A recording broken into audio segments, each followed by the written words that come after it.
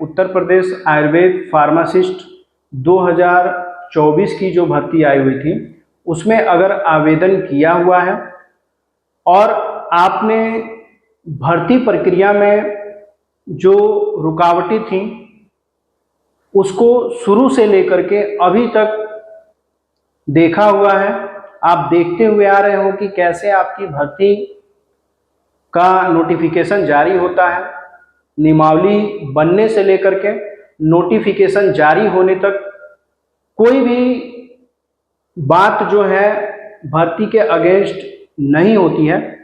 लेकिन जैसे ही नोटिफिकेशन जारी होता है, आवेदन के लिए ऑनलाइन साइट खुलती है और आवेदन मांगा जाता है उन अभ्यर्थियों का जिन्होंने 2023 की पेट परीक्षा दी हुई थी। और जैसे ही ये सारी बातें अभ्यर्थी जो 2023 पेट परीक्षा में बैठे थे, जिनका स्कोर सकारात्मक था और जो इस भर्ती में आवेदन करने वाले थे, जैसे ही उन्हें पता चलता है वो आवेदन की प्रक्रिया में बिना देरी किए हुए जुड़ना चाहते हैं और आवेदन कर भी देते हैं। लेकिन कुछ ऐसे कैंडिडेट हैं जिनको नियमावली से तकलीफ थी, नियमावली सही तरीके से नहीं बनी थी, वो उसमें थोड़ा सा संशोधन चाहते थे, वो चाहते थे कि उन्हें भी मौका मिले। तो उनके हिसाब से चीज़ें न होने के कारण सभी को पता है कि भर्ती को कोर्ट में खींचा गया, बहुत सारी रीट दायर की गई, बहुत ही ऐसी बातें सामने आई जो कि नहीं होनी चाहिए थी। अब यहाँ पे ये चीज़ निकल के आती है कि अब 2024 में नोटिफिकेशन जारी हुआ था, भर्ती प्रक्रिया शुरू हुई थी, लेकिन भर्ती को बिना बात के कोर्ट में खींचा गया, जिससे 2 साल का समय जो है गुजर गया। कह सकते हैं कि 2 साल का समय गुजर गया, क्योंकि अब जो खबरें निकल कर के आ रही हैं वो उन अभ्यर्थियों के लिए राहत की सांसें लेने पे उन्हें मजबूर कर रही हैं, क्योंकि अब कोर्ट ने हरी झंडी दी है, ग्रीन सिग्नल दे दिया है। सारी जो रीट इसके अगेंस्ट में थी, नियमावली के अगेंस्ट में थी, भर्ती प्रक्रिया के अगेंस्ट में थी, सभी खारिज हो चुकी हैं। हालांकि अभी भी कुछ लोगों का मानना है कि कुछ रीट जो है अभी बची हुई है, लेकिन ये पूरी तरह से गलत है। कुछ ऐसे लोग हैं जो बता रहे हैं कैंडिडेट्स को कि अभी भी कुछ रीट बची हुई है, लेकिन आपको उस पर ध्यान देने की जरूरत नहीं है, क्योंकि कोर्ट से ग्रीन सिग्नल मिल चुका है, सारी रीट खारिज हो चुकी हैं। तो कहने का मतलब ये है कि ये भर्ती अब तय हो चुका है कि ये भर्ती होनी है। पूरी तरह से आप आश्वस्त हो जाइए। यदि आपने इस भर्ती में फॉर्म भरा हुआ है तो आप पूरी तरह से आश्वस्त हो जाओ कि आप इस भर्ती प्रक्रिया में सम्मिलित होने जा रहे हो। आप इस भर्ती प्रक्रिया की जो मुख्य परीक्षा होगी उसमें आप बैठने वाले हो। लेकिन उसके पहले क्या चीजें होने वाली हैं, क्योंकि जैसे ही ग्रीन सिग्नल कोर्ट ने दिया, कोर्ट की हरी झंडी मिली भर्ती को, तो कुछ चीजें जो है वो क्लियर और साफ हो जानी चाहिए। और वो चीजें क्या हैं, इस वीडियो में हम उन्हीं चीजों पे बात करेंगे। एक भी पॉइंट मिस नहीं करना है, और अगर आप पॉइंट नहीं मिस करना चाहते तो वीडियो में लास्ट तक बने रहिएगा, क्योंकि हर एक चीज पे बात होगी। हम बात करेंगे कोर्ट के ग्रीन सिग्नल पे, इसका विश्लेषण जानेंगे, और साथ ही साथ हम यहाँ पे आयुर्भास्कर की रणनीति और इसकी श्रृंखला भी जानेंगे। इस भर्ती में आयुर्भास्कर का रोल क्या होने वाला है। ध्यान से सुनिएगा कि आयुर्भास्कर का इस भर्ती में रोल क्या होने वाला है, क्या चीजें आयुर्भास्कर के फेवर में हैं, और जो आयुर्भास्कर के स्टूडेंट हैं उनको क्या चीजें यहाँ पे सकारात्मक रूप से स्वीकार करनी चाहिए और उनको क्या लाभ मिलने वाला है। ठीक है, तो सबसे पहले कोर्ट के ग्रीन सिग्नल पे बात करते हैं, क्या चीजें हुई। सबसे पहले वर्तमान स्थिति की बात करते हैं कि वर्तमान स्थिति अभी है क्या। तो सभी को पता है, आपने हजारों यूट्यूब चैनल देख लिए होंगे, हजारों न्यूज पेपर के टैगलाइन देख ली होगी, कई सारे न्यूज के हेडलाइंस में भी आपकी जो भर्ती प्रक्रिया है उसमें जो रुकावट थी जैसे ही क्लियर होती है तो आपने वहां भी उनके न्यूज में भी चीजें देख ली होंगी। सब अपना श्रेय लेने में लगे हुए हैं, लेकिन ये श्रेय, ये लड़ाई बस जो अभ्यर्थी थे, जो आवेदक थे, उन्हीं की थी और आपने जो लड़ाई लड़ी उसका फल आपको मिला और इस भर्ती प्रक्रिया ने रफ्तार पकड़ ली है। वर्तमान स्थिति क्या है, अभी कुछ ऐसे कैंडिडेट हैं कि उनमें अभी भ्रम की स्थिति है। भ्रम कैसा है, भ्रम ये है कि सबसे पहले सिलेबस रिलीज हो जाएगा। भ्रम ये है कि सबसे पहले सिलेबस रिलीज हो जाएगा बिना किसी डाउट के, बिना किसी बात के, बिना किसी नोटिफिकेशन के सबसे पहले सिलेबस जारी हो जाएगा। और भ्रम ये भी है, सिलेबस आते ही तुरंत भर्ती परीक्षा की डेट अनाउंस हो जाएगी, एग्जाम की डेट अनाउंस हो जाएगी, क्योंकि बहुत सारे ऐसे कैंडिडेट हैं जिनकी बातें सुनने को मिल रही हैं, हमारे तक बातें पहुंच रही हैं। आपको बता दें कि अलग अलग स्टेट में भर्ती परीक्षाओं के एग्जाम कई स्टेट में हो गए हैं, कई में होने वाले हैं। जैसे कि राजस्थान में डेट आ गई है जुलाई को, उनके भर्ती परीक्षा की जो संविदा आयुर्वेद नर्स कंपाउंडर की जो पोस्ट है संविदा आधारित, उनकी भर्ती परीक्षा 4 जुलाई को होने वाली है, डेट आ चुकी है। अब किनका कब होने वाला है, समय सीमा, समय जो पाली है, किस पाली में किनका एग्जाम होगा, रोल नंबर वाइज ये एडमिट कार्ड डिसाइड करेगा। तो उनकी डेट शीट आ गई है, तो वहां पे थोड़ा सी व्यस्तता है हमारी, उधर भी ध्यान देना है, इधर भी ध्यान देना है। तो किसी को छोड़ना नहीं है, सभी को लेके चलना है, क्योंकि आर्यभास्कर इंस्टीट्यूट बस आपके राज्य तक ही नहीं है, पूरे देश में जहां भी मेडिकल भर्ती परीक्षाओं की बात आती है तो हमारी बात होनी लाजमी है, क्योंकि हम बातें नहीं करते हैं, हम सिलेक्शन देते हैं। चाहे एमपी हो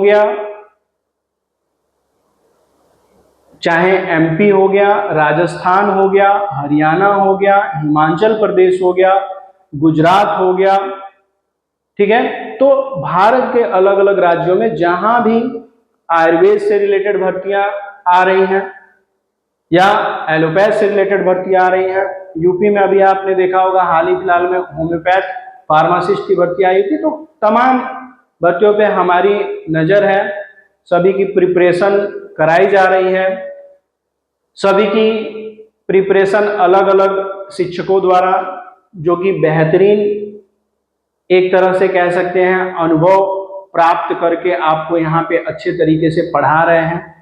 और बाकी जो भी आयुर्वेद का पोर्शन है जो उत्तर प्रदेश का है, अन्य राज्यों में जो विषय हैं आयुर्वेद के जो सब्जेक्ट हैं वो आपको पता है कि हमारे द्वारा ही ऐप पर अच्छे तरीके से लेकर के चला जा रहा है, ठीक है। तो यहाँ पे जो डाउट्स निकल के आ रहे हैं अभ्यर्थियों में, भ्रम की स्थिति है सिलेबस को लेकर के, वो ये सोच रहे हैं कि डायरेक्ट सिलेबस आ जाएगा, जैसे ही सिलेबस आएगा तो तुरंत एग्जाम की डेट आ जाएगी। लेकिन आपको ये समझना होगा कि अभी जैसे ही कोर्ट से हरी झंडी मिली है, ग्रीन सिग्नल मिला है भर्ती को, तो सबसे पहले आपको वेट करना चाहिए यूपी ट्रिपल एससी, मतलब कि जो आयोग है इसकी अपडेटेड नोटिफिकेशन की बार बार सभी कैंडिडेट से, सभी अभ्यर्थियों से जो भी इंस्टीट्यूट पे कांटेक्ट कर रहे हैं। जैसे कि आप सभी को पता होगा कि इंस्टीट्यूट का जो ऑफिशियल नंबर है, बल्क कॉलिंग के वजह से कॉलिंग नहीं रिसीव हो पा रही है, कॉल नहीं रिसीव हो पा रही है, लेकिन आपके व्हाट्सएप जो टेक्स्ट हैं, व्हाट्सएप जो टेक्स्ट मैसेज है या ऐप चैट के जो मैसेज हैं वो सभी आपके रिप्लाई दिए जा रहे हैं। अलग स्टेट के जो कैंडिडेट हैं उनका अभी हाल फिलहाल में जो भी इंक्वायरी है, जो भी चीजें हैं उन पे काम चल रहा है। बाकी आप यूपी के जो भी कैंडिडेट हैं उनका व्हाट्सएप टेक्स्ट और ऐप के टेक्स्ट से रिप्लाई दिया जा रहा है। तो सभी को बताया जा रहा है कि अभी आपको वेट करना है, जो अपडेटेड नोटिफिकेशन है उसका वेट करना है, क्योंकि हमें देखना है कि आयोग अब जो नोटिफिकेशन जारी करता है उसमें क्या चीजें आ रही हैं, क्या कोई बदलाव हो रहा है या नोटिफिकेशन के साथ ही सिलेबस भी अटैच होकर के आ रहा है। ठीक है, क्या आपको मिलेगा उस चीज को सोचना है। हमें ये सोचना है कि अब आयोग हमें क्या देने वाला है, नोटिफिकेशन मिलेगा तो क्या कोई बदलाव होगा या फुल्ली अपडेटेड नोटिफिकेशन मिलेगा या वही पुराना वाला नोटिफिकेशन मिलेगा जिसमें हमें नोटिफिकेशन के साथ साथ सिलेबस भी अटैच दिखेगा। तो हमें इसका इंतजार करना है। तो हमें नोटिफिकेशन के साथ साथ सिलेबस का वेट करना है। साथ ही साथ हमें यह समझना होगा कि सिलेबस में किस सब्जेक्ट पे हमें ज्यादा मेहनत करना है, क्योंकि हमें भीड़ का हिस्सा नहीं बनना है। भीड़ का हिस्सा नहीं बनना है जो ये सोच रहे होंगे कि अरे पोस्ट तो 1002 है, फॉर्म पड़ गए हैं 2785 समथिंग। आप मान सकते हैं कि 2800 अभी जब स्क्रूटनी होगी, जब छटनी होगी फॉर्म की, मेंस एग्जाम के लिए जब फॉर्म भरा जाएगा तो उसमें क्लियर हो जाएगा कि कितने एग्जैक्ट नंबर है। तो अगर 2800 भी फॉर्म हैं, एक राउंड फिगर में लेके चल रहा है 2800 या 2700 मान लीजिए, तो आपको ये लगता होगा कि इसमें फाइट नहीं है। तो आपको सीखना चाहिए। अभी हाल फिलहाल में यूनानी फार्मासिस्टों का, यूनानी स्टाफ नर्स की भर्ती आई हुई थी। यूनानी स्टाफ नर्स की भर्ती आई हुई थी और आपने देखा होगा, हमारे इंस्टाग्राम पोस्ट पे भी आपने देखा होगा, यूट्यूब पे भी आपने देखा होगा, शॉर्ट रील में आपने देखा होगा कि कोई भी कैंडिडेट पास नहीं कर पाया है, प्री एग्जाम को ही नहीं पास कर पाया है।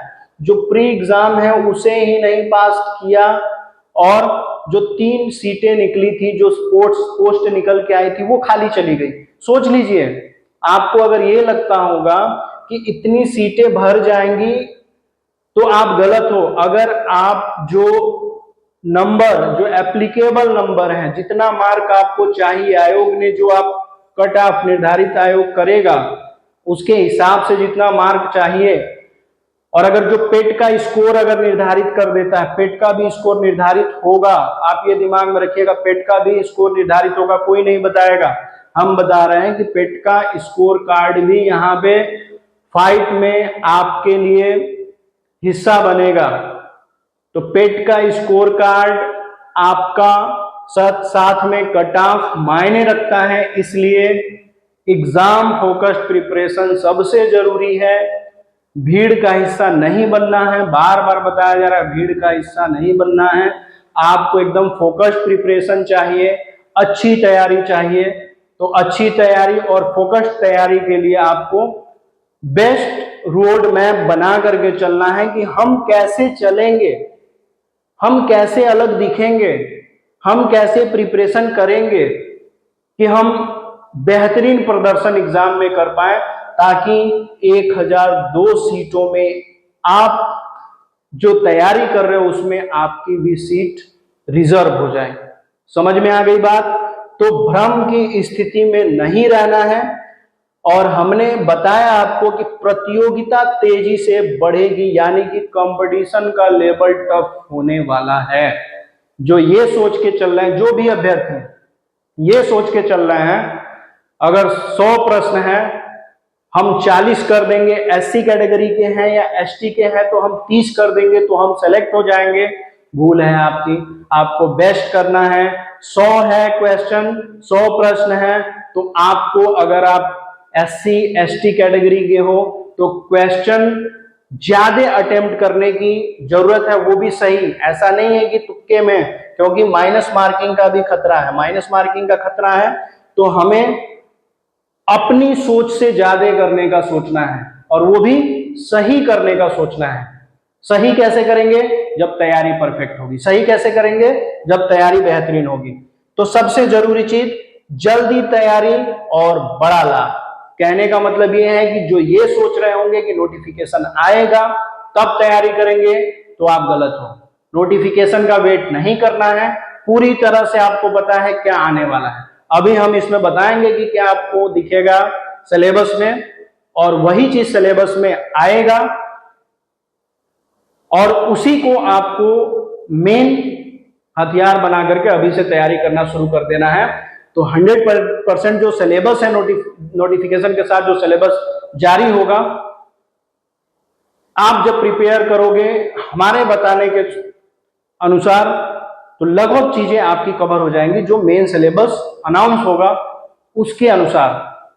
तो सबसे पहले जल्दी तैयारी करेंगे तो बड़ा लाभ मिलेगा, क्योंकि सिलेबस छोटा नहीं है। सिलेबस छोटा नहीं है, फर्स्ट ईयर और सेकेंड ईयर दोनों का सिलेबस साथ में आपको दिखेगा। दिमाग में रखना है, दोनों का सिलेबस साथ में दिखेगा। इसलिए आपको पूरा प्रिपेयर्ड रहना है, अपने सिलेबस पे फोकस्ड रहना है। बाकी जो अदर सब्जेक्ट हो गए, जीके और कंप्यूटर का जो सब्जेक्ट हो गया, जीके और कंप्यूटर का, इस पे भी फोकस करेंगे। इसके लिए भी प्रिपरेशन आपको करना है, लेकिन मेन टारगेट हमारा आयुर्वेद है, इसको लेके चलेंगे। बाकी कंप्यूटर और जीके को हम सिलेबस आने पर भी देख सकते हैं। यूपी का जीके, अगर आप सोच रहे होंगे कि यूपी का जीके है बहुत कम समय में हम तैयार कर लेंगे, तो आप गलत हो। सबसे टफ यूपी का जीके है। पूरा यूपी के बारे में हर एक छोटी से बड़ी जानकारी आपको अगर रहेगी तब आप इसमें बढ़िया स्कोर कर पाओगे। आ रहा समझ में? कंप्यूटर तो कैसे भी कर लेंगे, लेकिन यूपी का जीके छोटा क्षेत्र नहीं है, बहुत बड़ा है, और आपको लेवल दिखेगा एग्जाम में कि किस तरह के क्वेश्चन आ रहे हैं। इतना समझ में आ गया कि वर्तमान स्थिति क्या है और अभ्यर्थियों में भ्रम की स्थिति क्या है, प्रतियोगिता तेजी से क्यों बढ़ेगी, और अगर जल्दी तैयारी करेंगे तो बड़ा लाभ होगा। आगे अगर बात की जाए तो वो क्या है? अभ्यर्थियों की सबसे बड़ी गलती, जो कि हम बार बार बता रहे हैं, अभ्यर्थी सबसे बड़ी गलती क्या कर रहे हैं? नोटिफिकेशन का इंतजार कर रहे हैं, जो कि गलत है। आप सभी को पता होना चाहिए, जो शुरू कर रहे हैं, बहुत सारे ऐसे लोग हैं जो कि शुरू कर रहे हैं, अभी स्टार्ट कर रहे हैं, लेकिन आपको पता होना चाहिए कि आयुर्भास्कर ऐप पर, चाहे आप आयुर्भास्कर चैनल देख लीजिए, नहीं कोर्स लेना है मत लीजिए, लेकिन आयुर्भास्कर चैनल पे आप देख लीजिए, बहुत सारे फ्री कंटेंट पड़े हुए हैं, और उससे ज्यादा आपको ऐप पे दिखेंगे। लगभग फर्स्ट ईयर और सेकेंड ईयर का जो मेन सिलेबस है उसका 90% कवर हुआ है। यहाँ पे हमारे पास ऑलरेडी इतना कवर हो गया है, और जो कैंडिडेट पहले से पढ़ रहे हैं उनको रिवीजन की जरूरत है।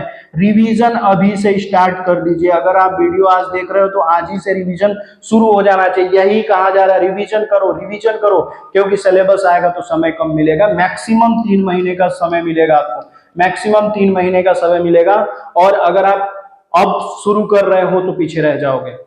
तो जो 90% आपको दिया जा चुका है, जो 90% बना करके दिया जा चुका है, उसको जल्दी से जल्दी आपको खत्म कर देना है, इसको रिवाइज कर देना है, रिवीजन करना है। रिवीजन करोगे तो अच्छा मिलेगा। तो नोटिफिकेशन का इंतजार मत कीजिए, जो मिला है उसे रिवाइज कर डालो, जो मिला है उसे रिवाइज कर डालो। आगे अगर देखें तो आयुर्भास्कर का विजन क्या है, हमारा विजन क्या है, हमारा लक्ष्य क्या है?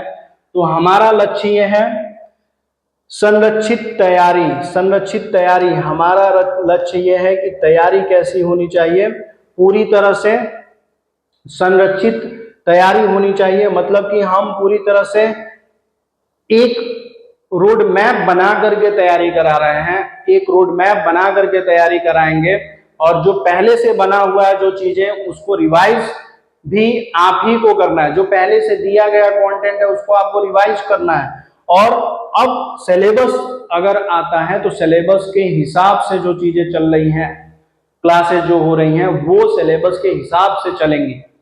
सभी को समझ में आ रहा है? तो हमारा जो विजन है वो है कि संरक्षित तैयारी कराएंगे।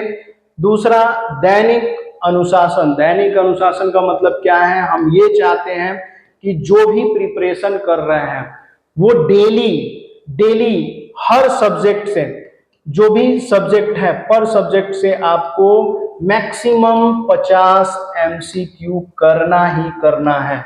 50 एमसीक्यू करना है, पूरी तरह से एमसीक्यू फोकस्ड प्रिपरेशन आपको करना है। और आपको यहाँ पे जो भी डायरेक्शन दिया जाएगा वो चयन केंद्रित डायरेक्शन दिया जाएगा। मार्गदर्शन जो मिलेगा चयन केंद्रित मार्गदर्शन आपको यहाँ पे दिया जाएगा। हर सब्जेक्ट से आपको डेली बाय डेली अनुशासित होकर के बस 50 मॉक क्वेश्चन करने हैं जब तक सिलेबस नहीं आया तब तक। अब देखिए यहाँ पे जो मुख्य विषय हैं, अभी क्या पढ़ना शुरू करें, सभी के दिमाग में होगा कि अभी हम क्या पढ़ेंगे। तो यहाँ पे मुख्य विषय द्रव्य गुण, रसशास्त्र, भेषज कल्पना, शरीर रचना, क्रिया विज्ञान, स्वास्थ्यवृत्त। लेकिन जो फर्स्ट ईयर का सब्जेक्ट है अगर हम अलग अलग बना दें, फर्स्ट ईयर के सब्जेक्ट का एक डाटा यहाँ पे बना दें तो आयुर्वेद परिचय, आयुर्वेद परिचय एवं स्वास्थ्यवृत्त, आयुर्वेद परिचय एवं स्वास्थ्यवृत्त पहला सब्जेक्ट। दूसरा, शरीर रचना एवं क्रिया विज्ञान,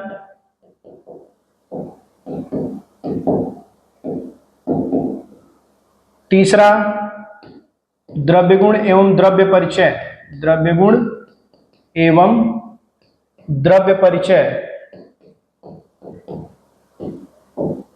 ये फर्स्ट ईयर का सब्जेक्ट है। सेकेंड ईयर का अगर हम देखें तो रसशास्त्र एवं भेषज कल्पना,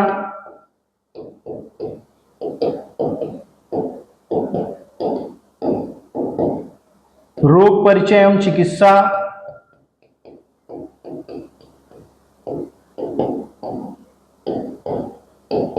रोग परिचय एवं चिकित्सा, और तीसरा और अंतिम सब्जेक्ट है आपका रुग्ण परिचर्या, रुग्ण परिचर्या एवं व्यवहार आयुर्वेद। अरे जो तैयारी करा रहे हैं उन्हें तो पता ही नहीं है, जो अभी इस समय तैयारी करा रहे हैं, बहुत सारे ऐसे लोग हैं जो तैयारी करा रहे हैं उन्हें पता ही नहीं कि रुग्ण परिचर्या के बाद से व्यवहार आयुर्वेद भी है आपका। आ रहा समझ में? अगर हम कहें तो 6 सब्जेक्ट हैं आपके, लेकिन यहाँ पे अगर डिवाइड कर दिया जाए तो बहुत सारे अलग अलग सब्जेक्ट बनेंगे। जैसे आयुर्वेद परिचय एक अलग हो गया सब्जेक्ट, स्वास्थ्यवृत्त अलग हो गया, शरीर रचना अलग हो गया, क्रिया विज्ञान या क्रिया शरीर जो है वो अलग हो गया, द्रव्य गुण अलग हो गया, द्रव्य परिचय अलग हो गया, रस शास्त्र अलग है, भेषज कल्पना अलग है, रोग परिचय और उनकी चिकित्सा अलग है, रुग्ण परिचर्या अलग है, व्यवहार आयुर्वेद अलग है। तो इस तरह से हम देखें तो 12 सब्जेक्ट हैं। कितने हैं? 12 सब्जेक्ट हैं। फुल्ली फोकस्ड आपको किस पे रहना है? सबसे ज्यादा जो फोकस करने वाले विषय हैं द्रव्य गुण और द्रव्य परिचय, रस शास्त्र एवं भेषज कल्पना। बाकी जो विषय हैं, जो गिने चुने विषय हैं, यहाँ पे अगर देखें तो रूल और एक्ट आएंगे, एक्ट, धाराएं, जो कोड और कंडक्ट आपको आयुर्वेद के देखने के लिए यहाँ पे मिलेंगे, एथिक्स मिलेंगे, रूल रेगुलेशन आपको यहाँ पे रुग्ण परिचर्या में मिलेंगे, व्यवहार आयुर्वेद में कहाँ पे क्या चीजें अप्लाई हो रही है यहाँ पे जानने के लिए मिलेगा। तो ये भी टफेस्ट विषय है, टफ सब्जेक्ट है, लेकिन पोर्शन इससे कम आपको एग्जाम में देखने को मिलेगा। बाकी जो आपको परेशान करने वाले सब्जेक्ट हैं, मेहनत जिसमें आपको करना है, द्रव्य गुण, द्रव्य परिचय और रस शास्त्र एवं भेषज कल्पना में ज्यादा मेहनत करना है। ये ब्रॉड होगा आपका सिलेबस, जब निकल के आएगा तो देखिएगा इससे जो भी टॉपिक्स होंगे वो ज्यादा होंगे और वो आपको ज्यादा तैयार करने होंगे। समय किस पे खपाना है आपको? इनमें समय देना है, इनमें समय देना है। और इसकी भाषा, जो संस्कृत के जो श्लोक हैं, संस्कृत के जो शब्द हैं, आप ऐसे ही नहीं कि कोई बुक उठा करके आपको शब्द वहां पे लिख दे, आप रट लो और पास हो जाओ, ऐसा नहीं होने वाला है। सभी का बकायदा आपको एक्सप्लेनेशन चाहिए, सभी को अच्छे तरीके से समझना चाहिए। और आप कहीं भी तैयारी करो, लेकिन जो स्ट्रेटेजी आपको बताई जा रही है इस पे आपको तैयारी करना है, अगर आप भीड़ से अलग निकलना चाहते हो तो। अगर भीड़ से अलग निकलना चाहते हैं तो तैयारी ऐसी होनी चाहिए। बाकी रह गया आपका आयुर्वेद परिचय स्वास्थ्यवृत्त, आप इसको साधारण तरीके से भी अगर पढ़ोगे तो समझ सकते हो, आसान शब्द इसमें आपको मिलेंगे, समझ जाएंगे आप, अच्छे तरीके से दिमाग में घुसेगा। शरीर रचना क्रिया विज्ञान भी अच्छे तरीके से दिमाग में घुसेगा। लेकिन दोष, धात, मल, ये जो चीजें हैं ये यहां पे आपको परेशान करने वाली हैं। शरीर के अंतर्गत आपको पता है कि ये क्षेत्र बहुत ब्रॉड है, तो आधुनिक चिकित्सा के अंतर्गत शरीर अंगों, संरचनाओं, इनकी क्रियाओं पे आधारित प्रश्न आधुनिक चिकित्सा से भी आपको देखने को मिलेगा, तो उन्हें भी हमें समझना जरूरी है। बाकी द्रव्य गुण और द्रव्य परिचय से आपको अच्छे तरीके से पता है कि हमें क्या चीजें देखने को मिलेंगी, गुण, वीर्य, विपाक, प्रभाव, ये सारी चीजें इसके अंतर्गत। जो भी प्लांट हैं, जो भी पौधे हैं, लगभग 100 से 110 पौधे आप अभी नोट कर लीजिए, 110, 100 से 110 प्लांट लगभग, इतना तो सिलेबस में टच करेगा ही करेगा, इतना तो टच करेगा ही करेगा, इतना प्लांट आपको दिखेगा ही दिखेगा, 100 से 110।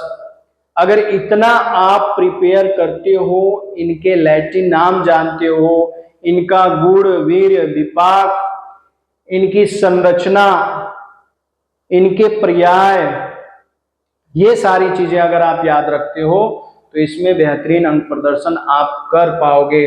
साथ ही साथ अगर बात करें रस शास्त्र की, तो इसमें यंत्रों का ज्ञान, भस्म का ज्ञान, परपटी का ज्ञान, आ रहा समझ में, पाक का ज्ञान, धातु, उपधातु, इनका ज्ञान आपको बेहतरीन मार्क दिलाएगा।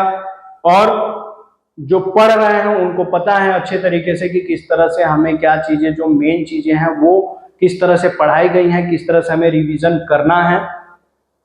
जो भेषज कल्पना का विषय है इसमें आपको अच्छे तरीके से पता है, पूरा भेषज कल्पना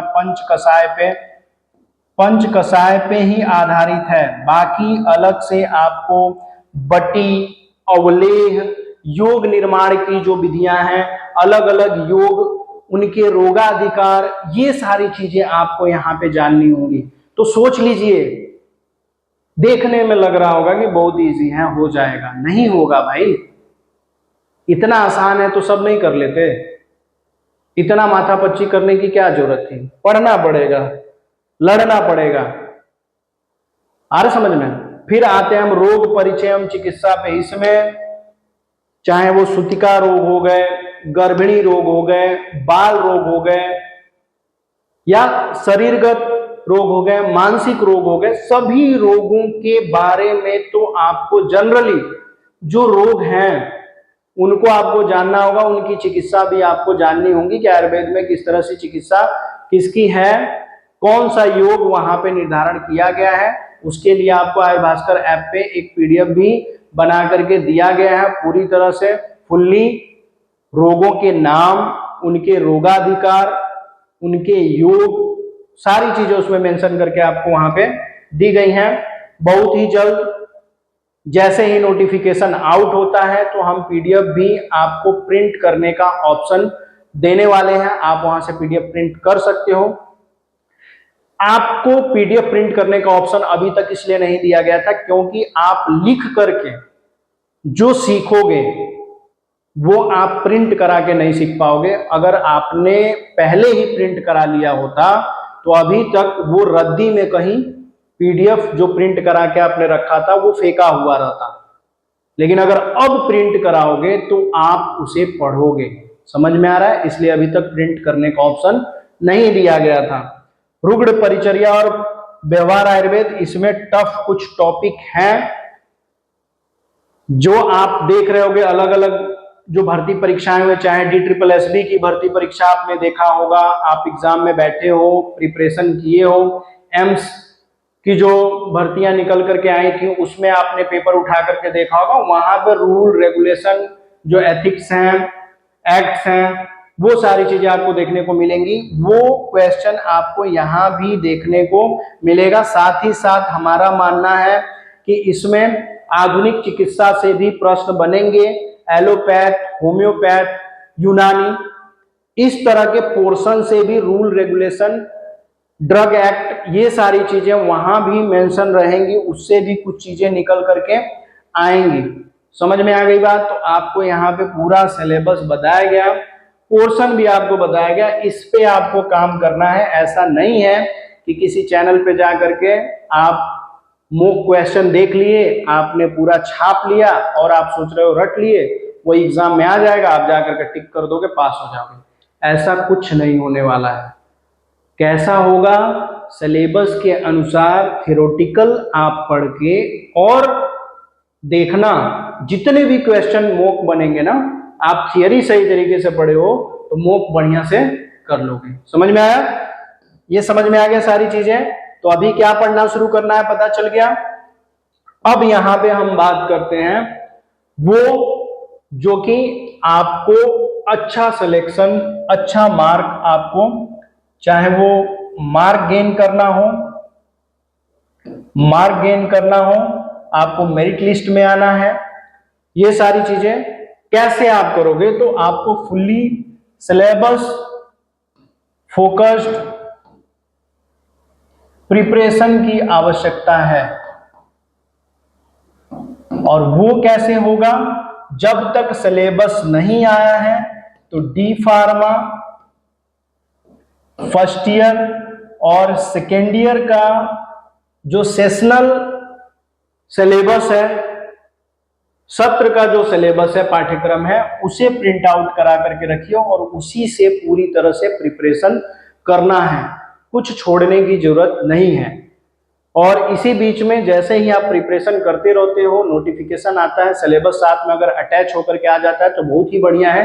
लेकिन अगर नोटिफिकेशन बस आता है, अपडेटेड नोटिफिकेशन आता है आपको जानकारी देने के लिए कि भर्ती में आगे क्या होने वाला है, क्या क्या चीजें होने वाली है, क्या बदलाव होने वाला है, तब तो सिलेबस थोड़ा सा और डिले होगा।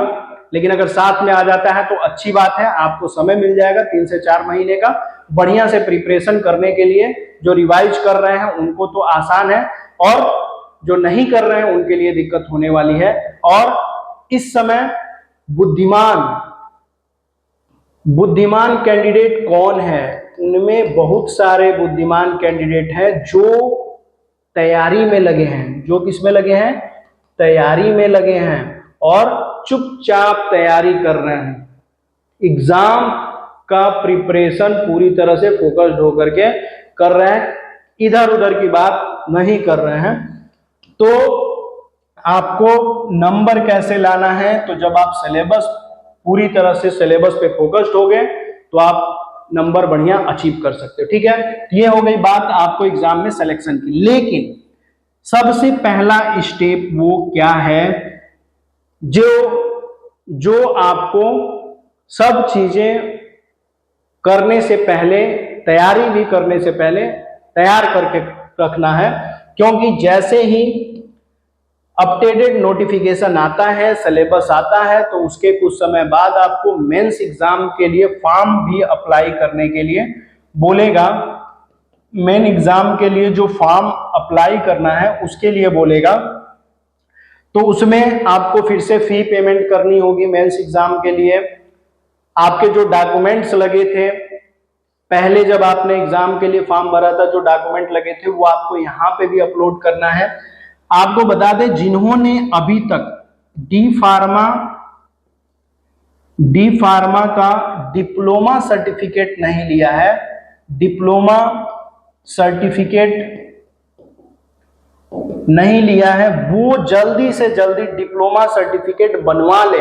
बहुत लोगों को पता ही नहीं डिप्लोमा सर्टिफिकेट है क्या। अगर आपने registration certificate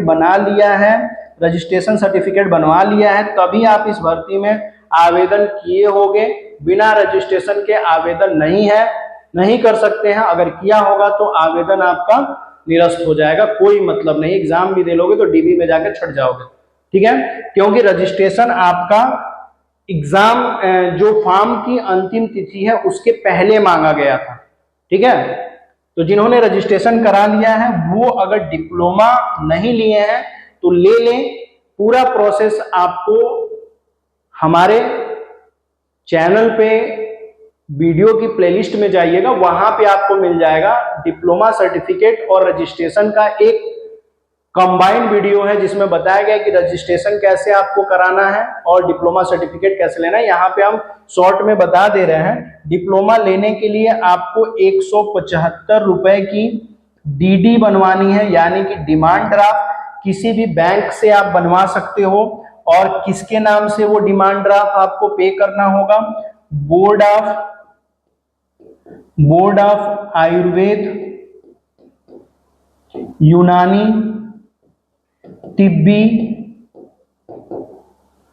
तिब्बी system of medicine